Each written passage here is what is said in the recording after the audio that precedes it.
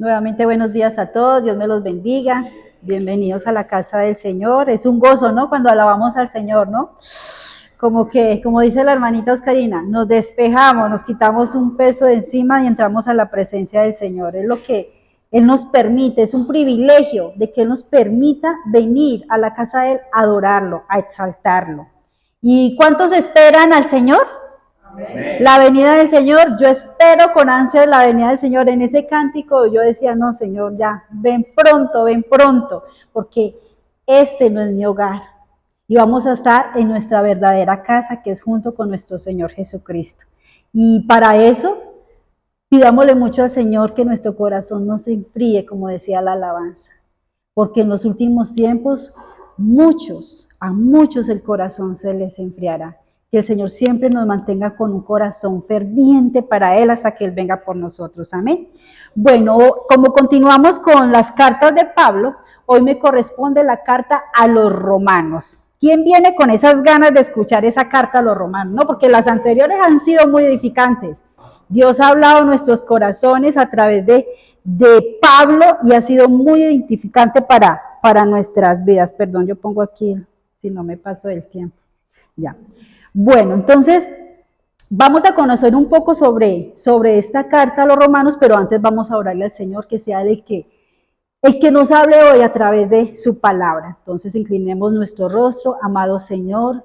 Señor, te damos gracias porque nos permites alabarte, exaltarte y glorificar tu santo nombre, Señor. Es un privilegio, Señor, de que tú, Señor, haya muerto en la cruz, Señor, para salvarnos. Y es un privilegio, Señor, de que tú, Señor, hayas puesto en nuestros corazones esa necesidad de ti, de creer en ti, Señor, de conocer la verdad, Señor, y que esa verdad, Señor, es para toda la eternidad juntamente contigo, amado Señor. Hoy te pido en el nombre de Jesús, Padre de la gloria, que tu Santo Espíritu, Señor, nos redarguya hoy a nuestros corazones, Señor, que seas tú tocando cada uno, Señor, de estos corazones, así como me has tocado mi corazón al estudiar esta carta, Señor. Dios mío, Señor, habla hoy a nuestras vidas, exhorta a nuestras vidas y que tengamos un corazón dispuesto para poner cada palabra, Señor, cada tilde, cada coma, Señor, en práctica, en obediencia a ti, Señor. Hoy nos humillamos delante de ti en el nombre de Cristo Jesús. Amén. Bueno, esta carta tiene 16 capítulos, pero vamos a dividirla y hoy voy a iniciar con la primera parte. Y vemos entonces, como decimos, esta carta, el autor de esta carta es Pablo, ¿sí?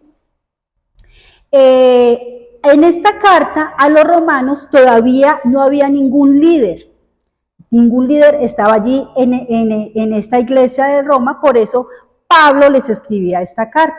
La iglesia se estableció con creyentes que visitaron a Jerusalén durante Pentecostés, que estaba en Hechos 2:10.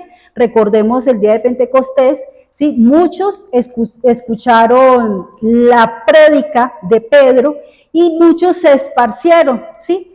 Y llegaron a Roma y allí llevaron el mensaje de ¿qué? De salvación. Viajeros que oyeron las buenas nuevas y en otros lugares los llevaron a Roma. Y en Romanos 16, del 3 al 5, Pablo habla sobre dos personas que es Priscila y Aquila. ¿Sí lo recordamos? Entonces, estos estaban allí en Roma y a través de estos también se extendió el evangelio, la salvación. También esta carta, el autor, como decimos, que fue Pablo, él, digamos así, escribió entre comillas, ya les voy a explicar por qué, la carta a los romanos durante su ministerio en Corinto. Cuando él estaba en Corinto como misionero, él allí escribió o mandó a escribir, él dictaba y le escribía en esta carta. Al final de su tercer viaje misionero, antes de volver a Jerusalén. Esta carta fue escrita a los años 57 y 59, aproximadamente 25 años después de la resurrección de Cristo. ¿Quién escribió la carta? Pablo era el autor de la carta, pero la carta en sí de Romanos la escribió un hombre llamado Tercio. ¿Sí se acuerdan? ¿Habían escuchado algo de un nombre Tercio? Yo lo había leído, pero no había caído en cuenta qué nombre tan bonito, ¿cierto? Tercio. Hay que decirle a Jessica que ponga al bebé Tercio. Don Tercio, imagínense. Entonces el apóstol Pablo, siendo el autor de esta epístola, este hombre Tercio, el cual escribió los propios saludos al santo en Roma, y en Romanos 16, 22, allí este hombre Tercio da estos saludos, por eso se identifica que Pablo le dictaba lo que decía y él lo escribía. Este Tercio era un escriba. ¿Y quiénes son los escribas? Son académicos y abogados profesionales que se especializaban en la ley. En este tiempo era en el Antiguo Testamento, era un erudita del Antiguo Testamento. Era una persona que conocía muy bien sobre el Antiguo Testamento o los documentos de ese tiempo, sea en la ciencia o en el arte. Era un sabio, un leído, un letrado. Esto era un escriba. Estos escribas estudiaban las escrituras y servían como secretarios, como copistas, un copiador de manuscritos, un editor, un maestro. ¿Sí? Ese era el escriba. Y él era el que escribía la carta. ¿Cuál era el propósito de esta carta? La carta de Pablo a los romanos, el propósito era que nos enseña que toda la humanidad estaba sin esperanza. ¿Atrapada en qué? En el pecado y necesitaba ser rescatado. Este era el propósito de Pablo para escribir esta carta, que toda la humanidad estaba sin esperanza, pero también nos enseña que este rescate no sucederá por obedecer leyes, sino por la obra de Cristo en Jesús, en la cruz. Este era el propósito de Pablo escribir esta carta. Aquí Pablo inicia en el versículo 1, inicia diciendo, Pablo, siervo de Jesucristo, llamado a ser apóstol, apartado para el evangelio de Dios. Pablo, siervo de Jesucristo. Mire cómo Pablo empieza a presentarse. ¿Cómo se empieza a presentar?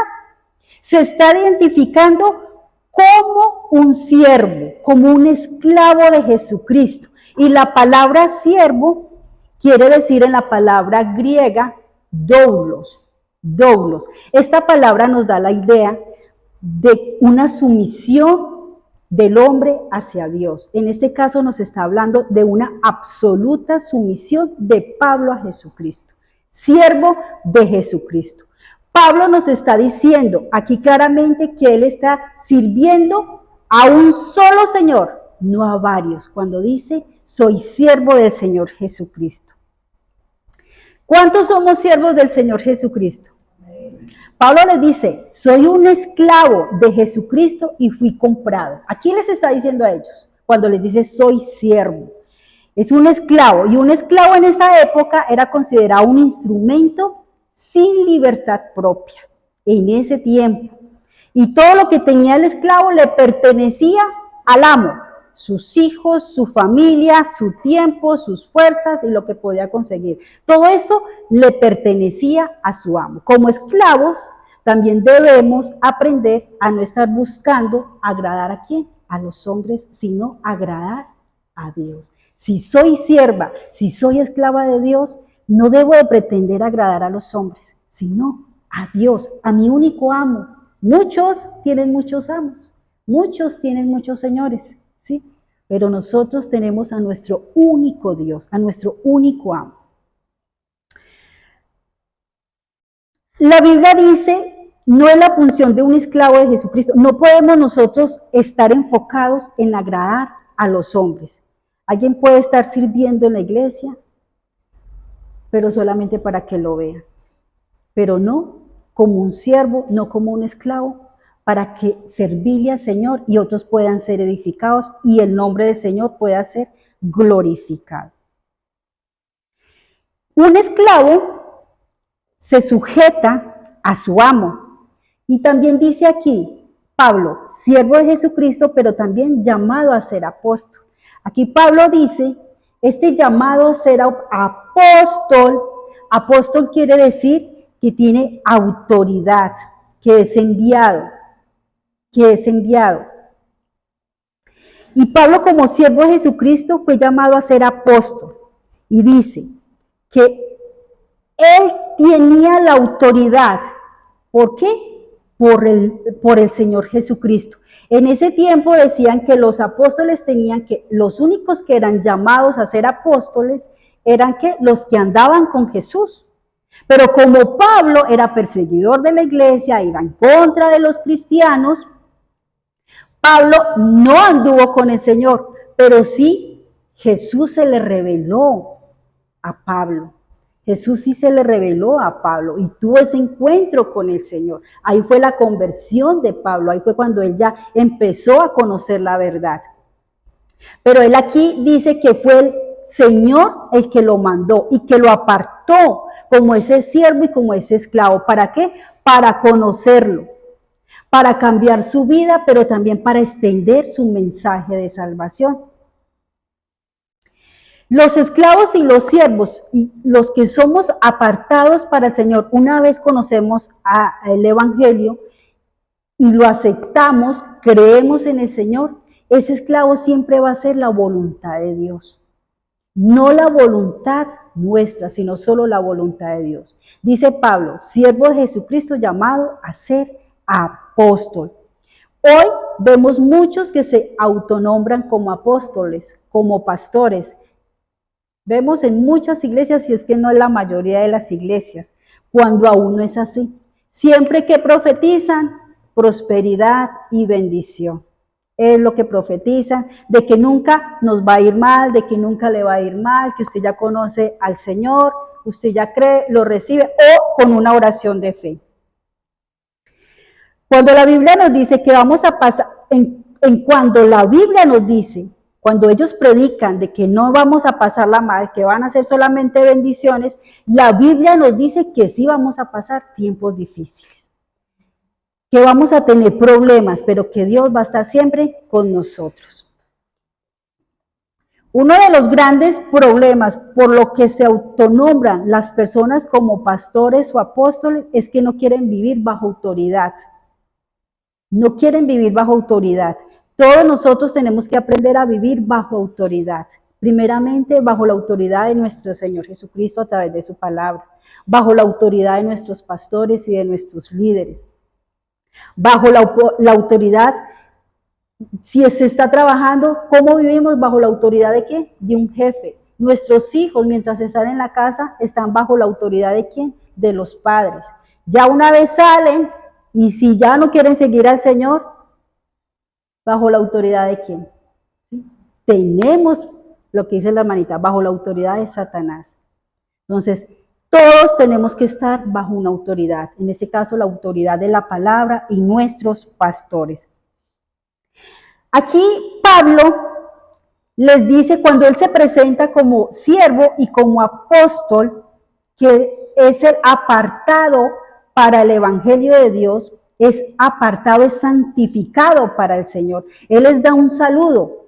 Dice en el versículo 7, a todos los que estáis en Roma, amados de Dios, llamados a ser santos, gracia y paz a vosotros de nuestro Padre y el Señor Jesucristo. Y en estos versículos, del versículo 8 en adelante, Pablo les da un mensaje y le da gracias a Dios. Mire, Pablo le da gracias a Dios por cada uno de estos cristianos en la iglesia de Roma. ¿Por qué? Por su comportamiento. Una vez ellos habían escuchado su mensaje. Y le dice en el versículo 8, dice, doy gracias a mi Dios mediante Jesucristo con respeto a todos vosotros, de que vuestra fe se divulga por todo el mundo. O sea que estos cristianos con su vida y siguieron predicando el evangelio de ¿qué? A todo el mundo. Pablo oraba por ellos y Pablo tenía un deseo y era de ir a visitarlos porque Pablo no había ido a Roma. ¿Sí? Él les escribe la carta desde Corinto, pero no había ido a Roma y les comunica que él tenía mucho deseo de ir a visitarlos, a fortalecerlos en la fe, para que ellos sigan predicando ¿qué? La palabra de salvación. Dice en el versículo ya más adelante, dice, porque no me avergüenzo. Una vez él los saluda y les anuncia su deseo de visitarlos, dice, porque no me avergüenzo. O sea, es un mensaje que no avergüenza. Aquí Pablo no se avergonzaba, dice, porque no me avergüenzo del evangelio, porque es poder de Dios para salvación. En el versículo 16, a todo aquel que cree, al judío primeramente y también al griego.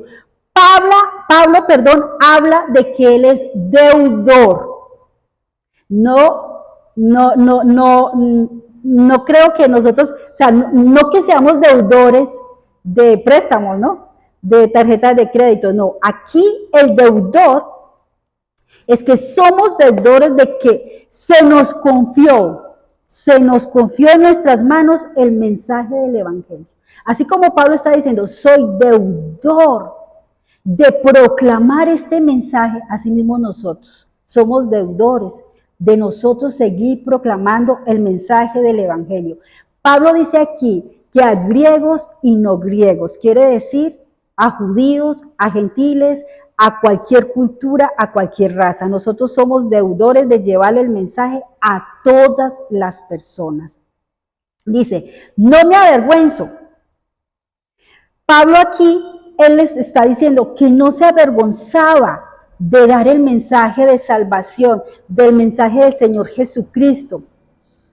¿Por qué? Porque él se gloriaba en antes de dar este mensaje. Él no se avergonzaba. Dice, debemos de estar agradecidos de que Dios nos ha dado el privilegio de escuchar su mensaje y también de dar, es un privilegio. Y la gloria de Dios es que Cristo fue a la cruz para salvar al mundo. Para Pablo era un privilegio. Pablo proclamaba el mensaje de la salvación y no le daba vergüenza.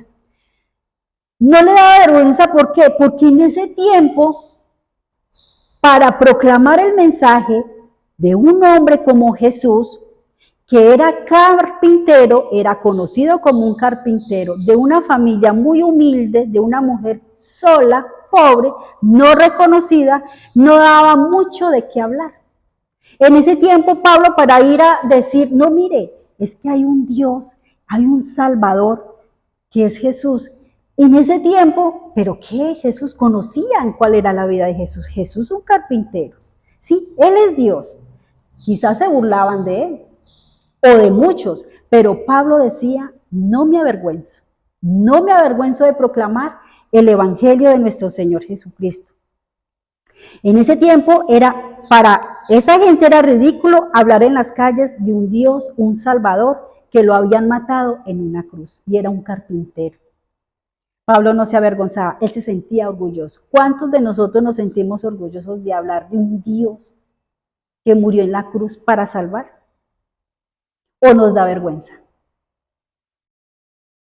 Algunos se avergüenzan y dicen, yo no voy a decir que soy cristiano. ¿Por qué? Porque se van a burlar de mí, porque me van a rechazar. Muchos se avergüenzan. Quizás hay veces que trabajan en alguna empresa o algo y pueden pasar, he escuchado que pueden pasar años y pueden trabajar cerca y no se dan cuenta que son cristianos. ¿Por qué? Porque se avergüenzan de proclamar el mensaje de salvación. ¿Por qué? Porque se burlan. Aquí Pablo dice que él no se avergüenza, que él comparte su palabra. Nosotros compartimos la palabra de Dios, no nos da vergüenza. No solo para ganar convertidos. ¿Por qué? Porque cualquier religión lo hace. Cualquier religión hace campañas. Cualquier religión invita a que hagan una oración de fe. No es por ganar, que pueda ganar convertidos, sino que es la única verdad en el mundo que puede realmente salvar a personas para siempre y traerlas a un gozo eterno con Dios, a todo aquel que cree. Eso es lo que nosotros tenemos, la verdad del Señor Jesucristo, la verdad que debemos predicar todos y no avergonzarnos. Dice, y este evangelio, cuando nosotros proclamamos, no nos da vergüenza de hablar del evangelio de salvación, porque es poder de Dios para salvación. Y ese poder de Dios para salvación, ese poder es el que transforma nuestras vidas. Una vez recibimos al Señor, creemos en Él, dejamos que el Espíritu Santo empiece a cambiar nuestras vidas, a dejar todo nuestro pecado. ¿Para qué? Para empezar a vivir una vida transformada con el Señor. Este poder de salvación es esto. Cambiar nuestras vidas y asimismo proclamarlo para que pueda cambiar otras vidas. Pablo una vez le dice sobre este poder del Evangelio y que no se avergüenza, les muestra la condición de los hombres.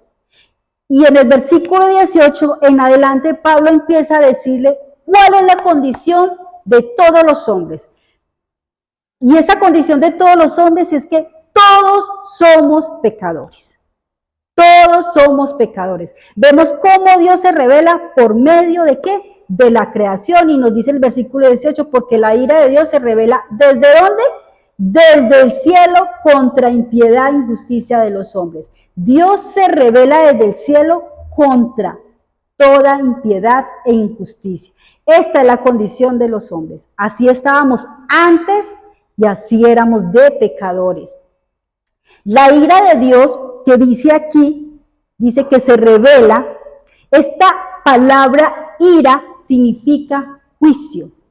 Dios no está ignorando todo lo que está pasando, porque muchas veces pensamos, ay, mire, es que esta persona está tan en pecado, o yo sé, pero Dios no se da cuenta, Dios no mira. No, Dios no está ignorando lo que está pasando en el mundo con el pecado. Él no lo está ignorando, Él no está, dice, no, es que Dios ni siquiera se da cuenta. No, muchos dirán eso, que Dios no ve lo que está sucediendo, que mire cómo se está acabando la humanidad. No, porque Dios permite, o muchos dicen porque Dios permite que los niños inocentes mueran, porque permite tantos desastres, pero mire, un bebé, porque permite esto.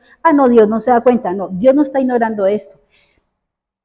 Dice en Isaías 18:4, en el lenguaje actual, dice aquí, que Dios no está ignorando lo que está sucediendo. Dice, Dios me dijo, dice Isaías, yo estoy en el cielo y desde aquí observo, mire, está observando, tranquilo a todo el mundo, lo está observando. Dios siempre va a estar en oposición cuando nosotros seguimos en pecado.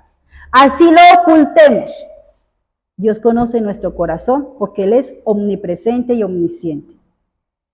Dios resiste al pecado porque Él es santo y está separado de todo lo malo. Su naturaleza es santa y Él lo separa el pecado.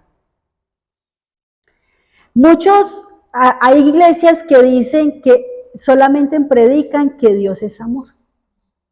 Y que Dios es amor y que Dios no hace justicia, que Dios no condena a nadie, ¿sí? Y esto es un pensamiento que no es correcto. La ira de Dios es la otra cara de su amor.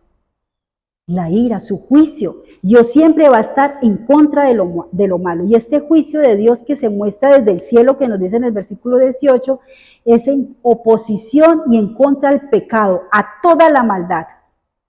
Cuando nos dice aquí, de toda impiedad de los hombres, impiedad significa, se refiere a los pecados de los hombres que se realizan contra Dios.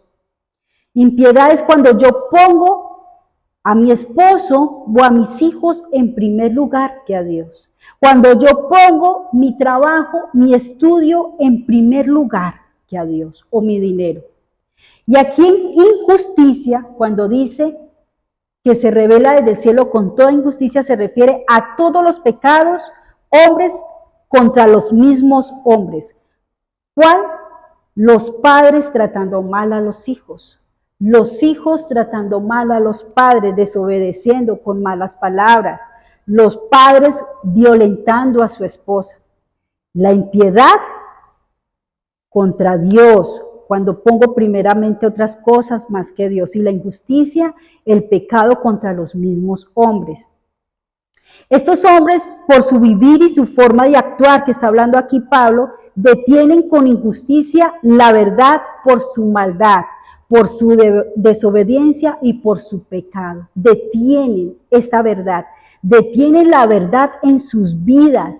¿Por qué? Porque dice aquí en el Evangelio, porque lo que Dios se conoce le es manifiesto, pues Dios se lo manifestó, es decir, les reveló, les mostró. les dio a conocer. ¿En dónde? En la misma creación, lo está diciendo la palabra. Y allí ya no hay excusa.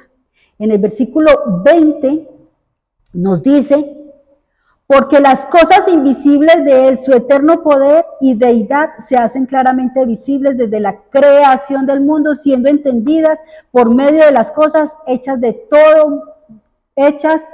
modo que no tienen ¿qué? Excusa.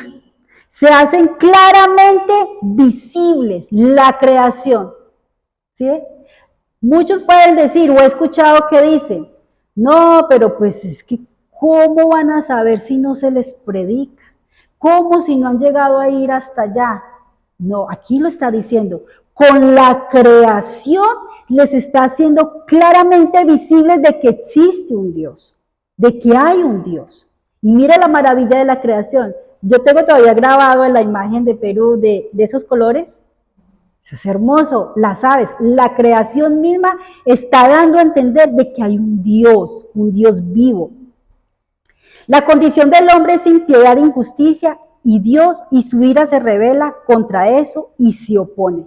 Y dice, no hay excusa, dice en el versículo 20, no hay excusa que el hombre trate de esquivar la responsabilidad de no recibir el evangelio y decir, es que yo no sabía. Aquí Pablo lo está diciendo y les está diciendo, no hay excusa para ellos. No hay excusa que digan, a mí no me dijeron. No hay excusa porque la creación misma lo está revelando. Hay personas que dicen, ¿cómo un Dios amoroso puede enviar a alguien al infierno? Dios, ¿por qué creó el infierno? Se les dice, bueno, no, Dios no creó el infierno para las personas, para Satanás y sus demonios. Pero Pablo aquí les está diciendo y les está revelando que ampliamente la creación les está diciendo de que hay un Dios vivo y que crean en Él, pero que sigue la humanidad, lo rechaza. Y en el versículo 21 nos dice, ¿qué pasó con ellos? ¿Qué les está diciendo Pablo? O sea, Dios se les reveló, pero no hay ninguna excusa que ellos digan que no, a mí no me dijeron nada, yo no conocí de Dios, porque dice en el versículo 21, sino que se envanecieron en sus razonamientos y en su necio corazón fue ¿qué? Entenebrecido. Es decir, su necio corazón se llenó de tinieblas, de maldad. Sus pensamientos no fueron buenos. Y en Efesios 4, del 17 al 18 dice, Efesios 4, del 17 al 18 dice, esto pues digo y requiero en el Señor, que ya no andéis como los otros gentiles que andan en la vanidad de su mente. Vanidad de su mente se refiere a la tendencia natural humana de pensar. Sus caminos lejos de Dios. Ah, no, es que Dios me mandó solo, es que yo con mis fuerzas, es con mi plata, aquí nadie me manda. No, yo no creo en Dios porque yo soy el que hago, yo soy el que traigo, yo soy el que llevo. ¿Sí? No le dieron a Dios el lugar que Él le merece. Por eso dice aquí, habiendo conocido a un Dios, no le glorificaron como a Dios ni le dieron gracias, sino que se envanecieron en sus razonamientos y en su necio corazón, entenebrecido. Hay cristianos que asisten a la iglesia y sirven al Señor y vemos qué espiritualidad, ¿cierto? Pero su necio corazón y sus pensamientos entenebrecidos no son buenos, están en pecado, viven en pecado. Palabra necio, aquí en este versículo quiere decir que no hay discernimiento. Su mente se corrompió. Recibieron el mensaje, pero su mente se corrompió. Y quiere decir que no hay discernimiento entre lo bueno y lo malo. Pero también les dice Pablo aquí que cambiaron la gloria de Dios en el versículo 23, incorruptible en semejanza de imagen de hombre corruptible, de aves, de cuadrúpedos y de reptiles. Desviaron la verdad del evangelio, la verdad de Dios, y el mismo hombre creó sus propios dioses. Dioses que ¿qué? Que no le exijan, que no le digan nada. Crearon sus propios dioses, inventan sus propios dioses que se ajusten a ellos. Y recordemos que Aarón, ¿qué fue lo que hizo cuando Moisés subió al monte a la presencia del Señor? Hizo un becerro. crearon sus propios, ¿qué? Sus propios dioses. La gente crea sus propios dioses. Inventan sus propios dioses a que se ajusten a ellos, a sus ideales, a sus argumentos, a que no le digan nada. No, es que no, yo puedo hacer lo que yo quiera.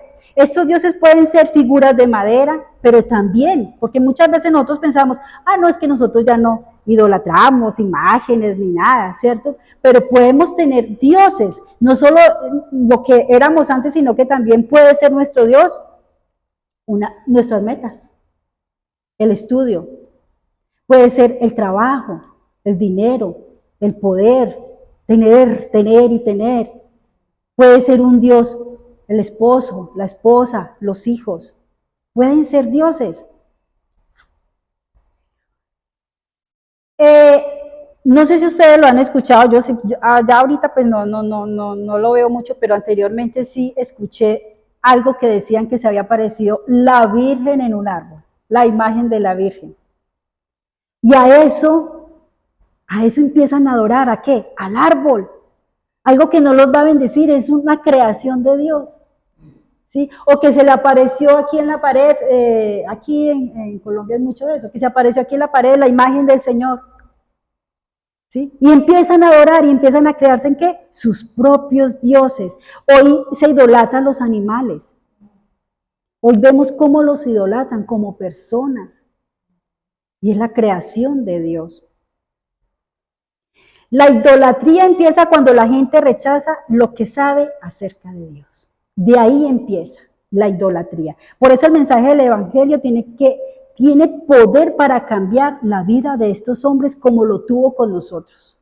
Ese es el poder de Dios. Cuando nos hablaron del mensaje, cuando creímos en el Señor, cuando lo recibimos, ese poder vino a cambiar nuestras vidas. Pero hay consecuencias por el pecado.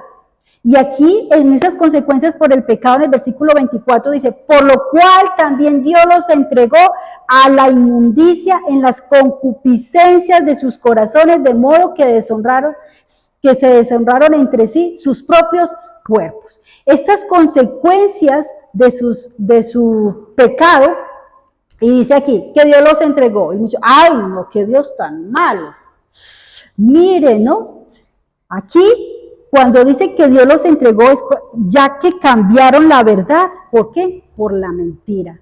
Por eso Dios los entregó ¿a qué? A pasiones vergonzosas.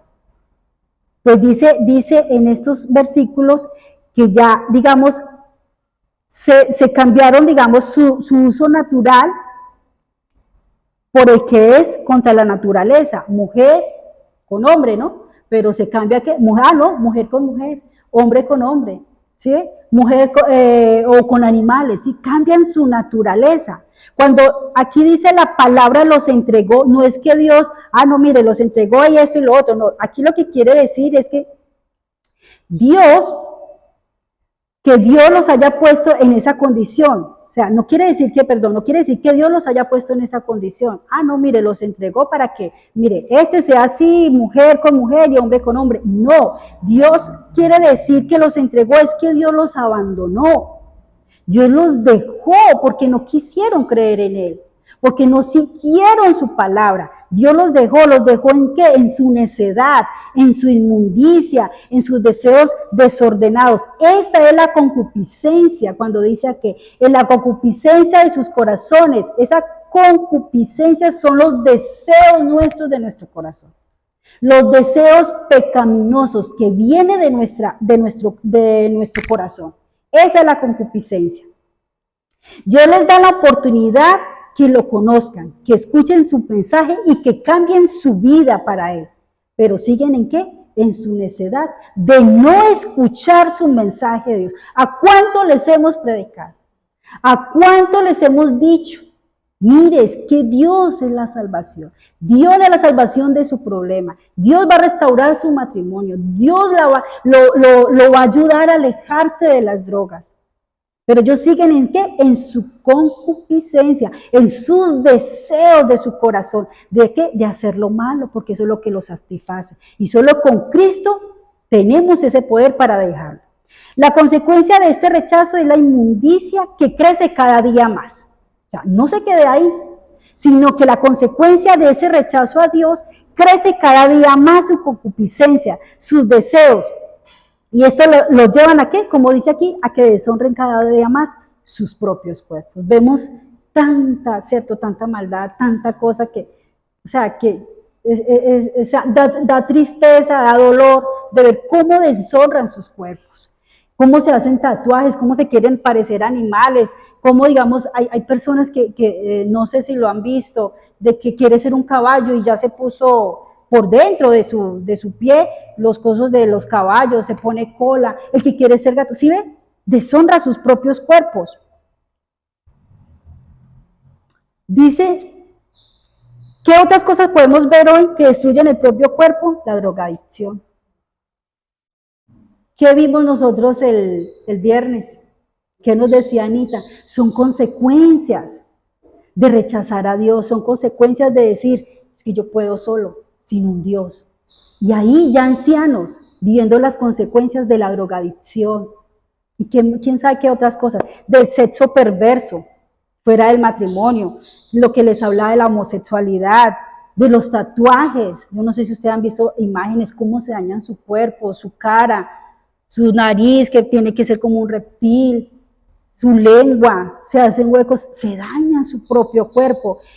Hay violaciones, padres a sus hijos. Esto va aumentando cada día más, no solamente se queda ahí, Dios los entregó, Dios los dejó y siguen en su concupiscencia. Esa concupiscencia va creciendo en sus vidas. Padre golpeando a sus hijos, violando a sus hijos. Un papá, es que es doloroso, un papá violando a un bebé de 6 meses, una bebé de 6 meses. Hemos visto en las noticias, en este mismo año, cuántos han matado a sus propios hijos y los han violado. Violencia contra la esposa. Dice el versículo 29, Pablo le sigue diciendo, mire, ellos crecen en esa perversidad, en esa concupiscencia, estando atestados. ¿Qué quiere decir atestados en este versículo? Llenos. Son gente, y sigue diciéndoles acá, en el versículo 29, están atestados de toda injusticia, y dice fornicación, perversidad, avaricia. No, les hace una lista, dice codicia, son envidiosos, asesinos, peleadores, tramposos, chismosos, hablan mal de los demás. ¿Sí ve que aumenta? Y puntos suspensivos, dicen, siempre están inventando nuevas maneras de hacer el mal. No obedecen a sus padres, no quieren entender la verdad, no aman a nadie. ¿Y cómo vemos hoy? Corazones fríos.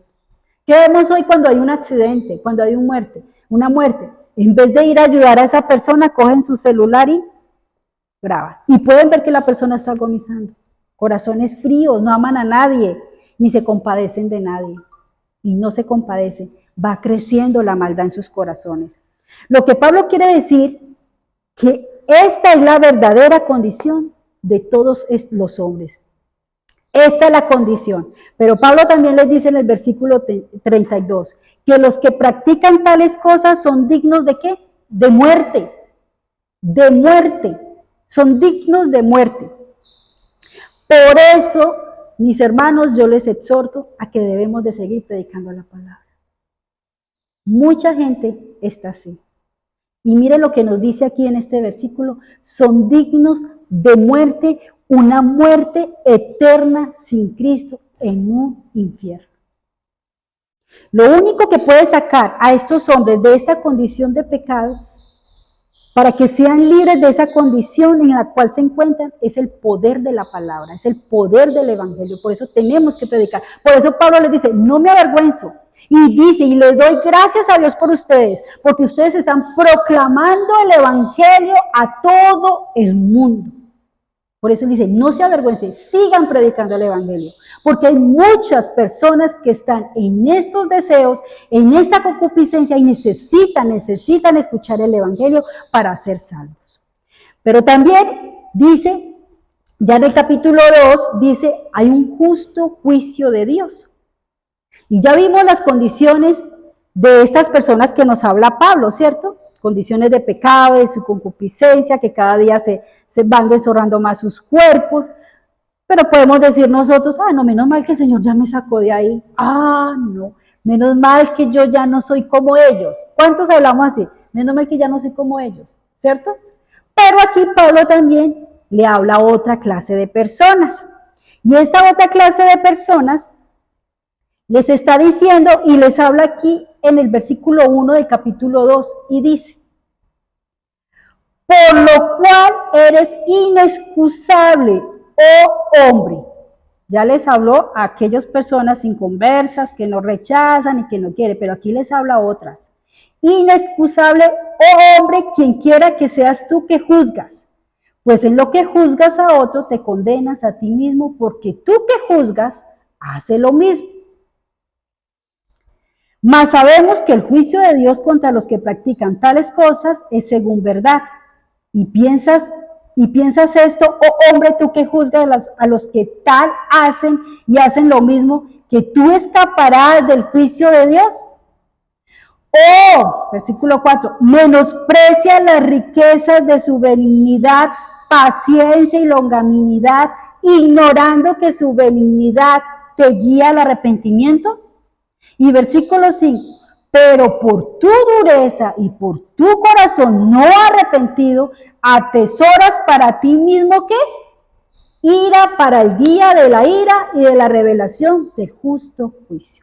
Aquí Pablo les está hablando a otras personas. En el lenguaje actual, en el versículo dice, cuando dice que, hombre, quien seas tú que juzgas, aquí le dice, cuando alguno de ustedes acusa a otro de hacer algo malo, se acusa a sí mismo porque también hace lo mismo. Y Pablo aquí se está refiriendo a los judíos religiosos. Anteriormente estaba hablando de los gentiles, ahora les está hablando a los judíos religiosos. Cuando habla Pablo aquí en la condición de estos judíos, esos judíos religiosos eran apartados para llevar el evangelio, eran apartados por el Señor, por Dios, perdón. ¿Para qué? Para proclamar el evangelio de salvación. Esos somos nosotros. Pero estos judíos eran judíos religiosos. Les dice, estos judíos empezaron a juzgar a estos hombres, empezaron a juzgar sus prácticas, sus idolatrías, su violencia. ¿Pero qué? Pero ellos decían, no, yo soy el que tengo a Dios, yo soy el que soy salvo. Yo soy el único que se va a salvar, ellos no, y empezaron a acusarlos y empezaron a juzgarlos y les decían, no, es que ellos son malos. Pero Pablo les está diciendo acá, ustedes son tan malos como ellos. Ustedes son los mismos de pecadores como ellos. Ellos se condenarán, pero ustedes también se van a condenar y van a ir a un juicio. Si no verdaderamente reciben a Jesús, porque ellos creían que porque proclamaban la ley, porque hacían sus rituales, ya ellos eran salvos. Y empezaban a criticar ¿a qué? A aquellos hombres. Los judíos creían que porque eran el pueblo de Dios, descendientes de Abraham, y cumplir con cada uno de sus rituales, les hacía libre ¿de qué? De la justicia de Dios, de que ellos no iban a ser juzgados, de que ellos no iban a ir al juicio. Estos hombres religiosos hacían varias cosas. No reconocían el pecado. Y eso, muchos dentro de la iglesia no reconocen el pecado. Estos religiosos al cual Pablo les está hablando aquí, somos nosotros. Es la iglesia. Y muchos de nosotros no reconocen el pecado. Se puede ir a confrontar a la persona, mire que usted está en pecado. No, usted no tiene por qué venir a juzgar. Pero aquí les está diciendo, cuando yo voy a ir hablarle a un hermano de su pecado, tengo que estar libre ¿de qué? De pecado. Tengo que estar bien para poderlo ir y confrontar en el sentido de ayudar para que salga de su pecado. Pero estos juzgaban y decían que no, que ellos no hacían nada malo.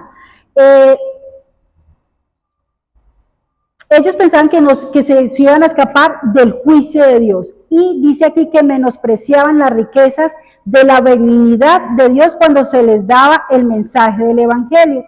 Y aquí, Cuando estos judíos juzgaban, religiosos, juzgaban a estos hombres, hoy vemos también dentro de la iglesia muchos religiosos, pastores y líderes dentro de la iglesia que son religiosos, que creen que están haciendo bien porque sirven, porque predican, pero su vida está llena ¿de qué?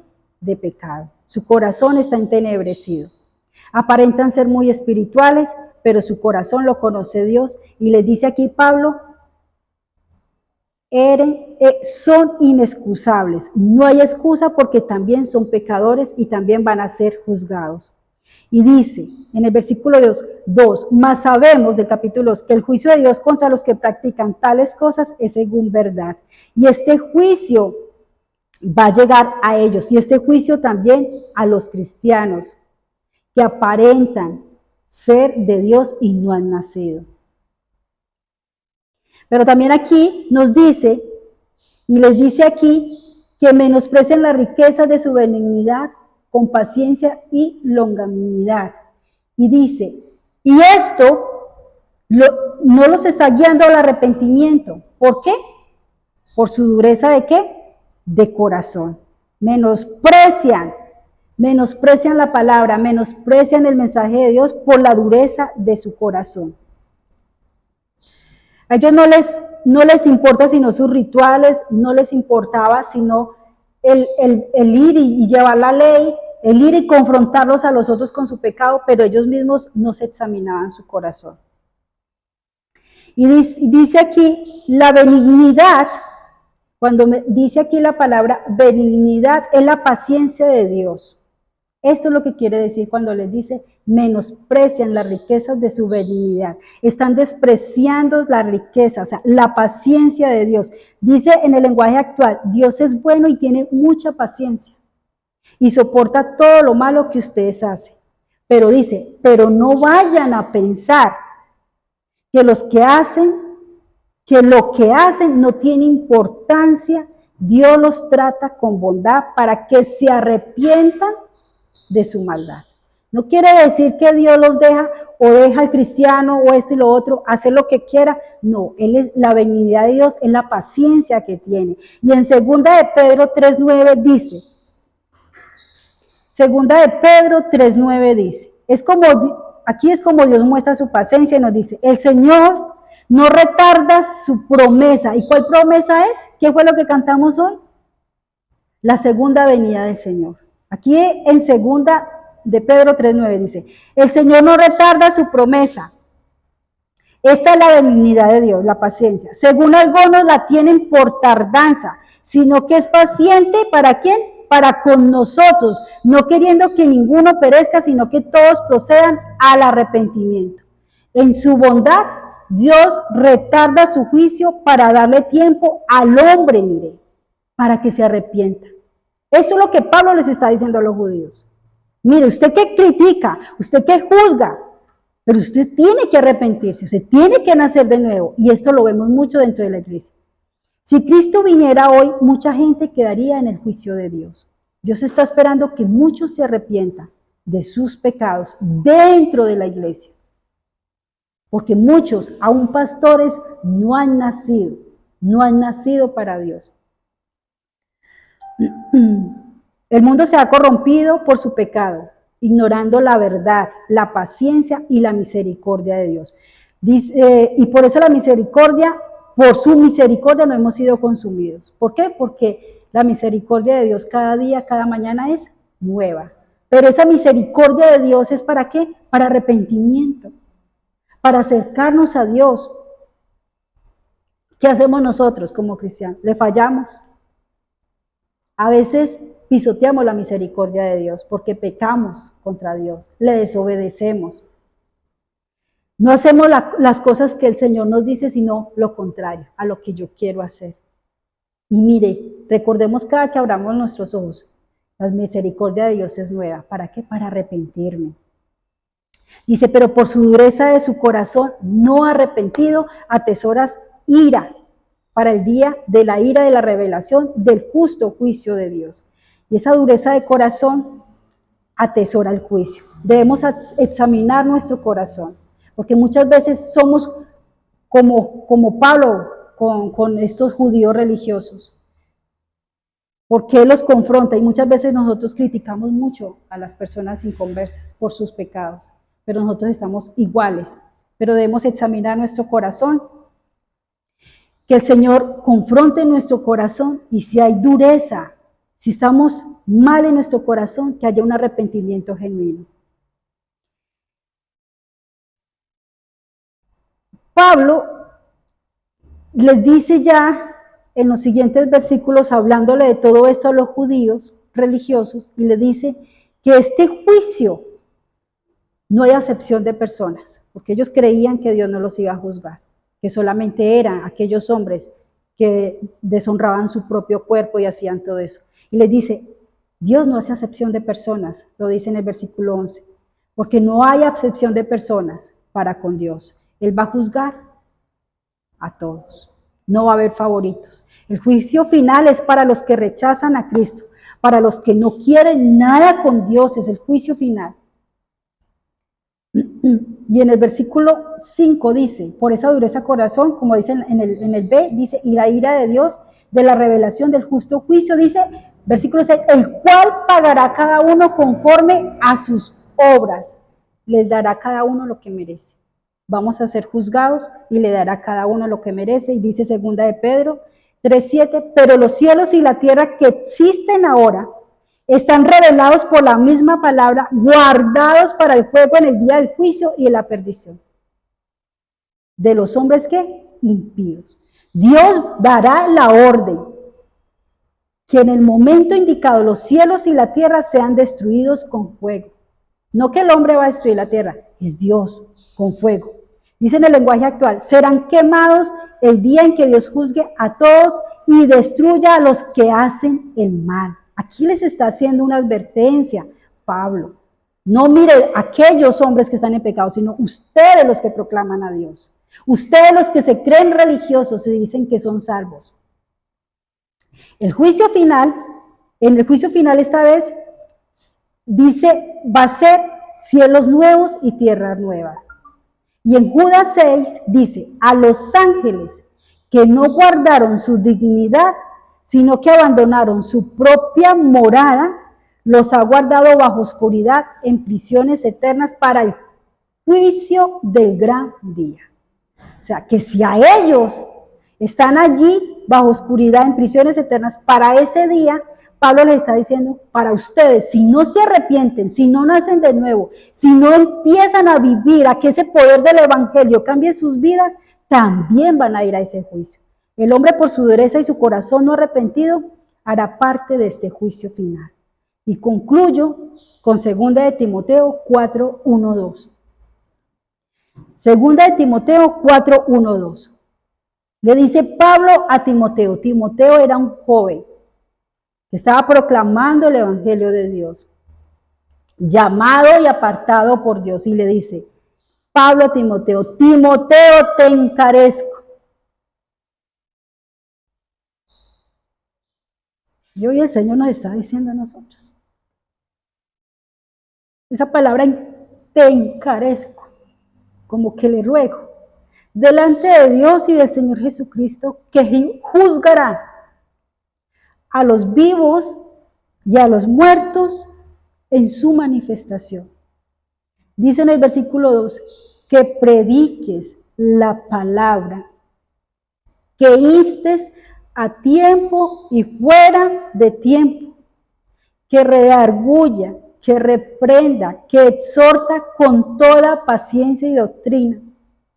Y ese a tiempo y fuera de tiempo significa estar listos siempre, las 24 horas para servir a Dios en cualquier situación que se nos pueda presentar y estar alertas a las oportunidades que Dios nos va a dar para predicar el evangelio, para que estas personas conozcan de que hay un Dios que dio su vida en la cruz para salvarlos y tener vida eterna juntamente con ellos. No nos avergoncemos. Pablo les dice aquí, esta es la condición de estos hombres, pero esta es la condición de ustedes como iglesia. Si juzgan, Juzguen con justo juicio, que ustedes estén bien, porque ustedes están en pecado también. Arrepiéntese, cambien su dureza de su corazón, nazcan para el Señor, vivan para el Señor, que el poder de la palabra transforme la vida y que empiece a predicar el Evangelio. ¿A quiénes? A nuestra familia, a nuestros vecinos, a nuestros compañeros de estudio, de trabajo. Hay mucha necesidad. En estos últimos días hemos visto mucha necesidad en los niños de conocer de Dios, necesidad de los ancianos de conocer de Dios. Y dice aquí, reprende y exhorta con paciencia y con una sana doctrina. Tenemos la verdad para llevar a estas personas el Evangelio de que hay un Dios que puede cambiarle su situación. Amén. Dios es bueno. Y Dios no quiere llevar, dice la palabra, Dios quiere que todos se salven. Por eso murió en la cruz, dice, de tal manera amó Dios al mundo, no a unos y a otros, al mundo, a todos, para que todo aquel que en él crea. Y si en este momento hay un corazón duro, hay un corazón no arrepentido, es hora en el momento, este es un nuevo día que el Señor nos da en su misericordia de arrepentirnos y decirle al Señor, perdón. Yo me arrepiento por mi dureza de mi corazón. Yo me arrepiento por mis pecados. Digámosle ahí, orémosle al Señor. Señor, te damos gracias, Dios Todopoderoso, por tu palabra, Señor. Gracias, Señor, porque tú a través de Pablo, Señor, nos exhorta y nos habla, Señor, de que una vez nosotros, Señor, creímos en ti, te recibimos, Señor, como nuestro único Salvador, Señor. Como ese Dios verdadero que murió en la cruz para salvarnos, Señor. Así como Pablo, que conoció de ti, Señor, aún persiguiendo, Señor, a cada uno de los cristianos, encarcelándolos, Señor. Él conoció de ti, tuvo ese encuentro contigo, Padre de la gloria. Y él se proclamó como siervo tuyo, Señor, apartado de ti, Señor, apartado para ti, para conocerte, para cambiar su vida. Pero también Pablo nos enseña a través de su palabra, Señor, que prediquemos este mensaje, Señor. Señor, tú nos sacaste, Señor, de esa condición de pecado, Padre de la gloria, a través, Señor, de tu palabra, Señor. Y con el poder, Señor, tuyo, de tu Santo Espíritu, Señor, has transformado nuestras vidas, Señor. Hoy te pedimos perdón, Señor, si hemos pecado contra ti, Señor, si hemos endurecido nuestro corazón, Padre de la gloria, si hemos hecho cosas, hemos pensado cosas, hemos hablado cosas, Señor, que a ti te han ofendido, Señor, que nos han alejado de ti, Señor. Perdónanos, Señor, porque muchas veces, Señor, te hemos rechazado, Señor, aún con nuestros pensamientos, con nuestra indiferencia, Señor. Rechazamos, Señor, tu presencia, Padre de la gloria. Perdónanos, Señor. Señor, perdónanos, Señor, porque muchas veces juzgamos a estas personas, Señor, pero estamos en la misma condición, Padre de la gloria. Dios, hoy nos arrepentimos, Señor, de todo corazón, y te pedimos, Señor, que tu Santo Espíritu, Señor, siga redarguyendo nuestros corazones, Señor, que examine, Señor, nuestras vidas, Señor, y que lo que tú veas en nuestro corazón, Señor, que no te agrada, Señor, tú no lo reveles, Señor, y tú nos ayudes, Padre Santo, a cambiar para ti, para obedecerte, Señor, para serte fiel, Señor. Gracias porque tú nos has prometido, Señor, esa salvación, esa vida eterna juntamente contigo, Señor. Y como te alabamos, Señor, somos peregrinos, Señor. Y esperamos, Señor, tu venida, Señor, para estar juntamente contigo, Padre de la gloria. Ayúdanos a que nuestros corazones no se enfríen, Señor. A que la maldad de este mundo, Señor, que aumenta, Señor, cada día más, Señor. Eso no nos lleve, Señor, a alejarnos de ti, Padre Santo. Muchas gracias, Señor, por tu palabra. En el nombre de Cristo Jesús. Amén.